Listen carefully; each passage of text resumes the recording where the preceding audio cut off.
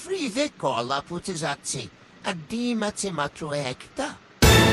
মাত্র একটি ডিম আর ফেলে দেওয়া কলা দিয়ে যে এত মারাত্মক কেক হয়, না দেখলে মিস করবেন। প্রথমে আমাদের লাগবে জীবনের একমাত্র সম্বল, একটি মাত্র ডিম। একে ভালো করে বিট করতে হবে যতক্ষণ না এর অহংকার চূর্ণ হয়ে সুন্দর ভৌ হয়ে যায়। সাথে একটু একটু করে চিনি যোগ করুন। বিটারের এমন সাউন্ড করতে হবে যেন পুরো পাড়া বলছে আপনি আজ বিশাল কোনো শেফ হয়ে গেছেন।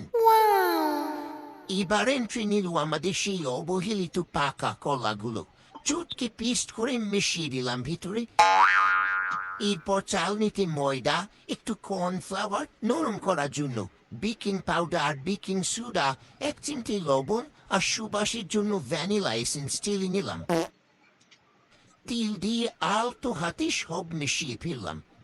ব্যাটারটা মোল্ডে ঢেলে উপরে চকলেট চিপস ছড়িয়ে সোজা পাঠিয়ে দিলাম ওভেনে। ওভেন খুলতেই যে দারুণ ঘ্রাণ বের হলো, তাতে আশপাশে সবাই লাইনে দাঁড়িয়ে গেল।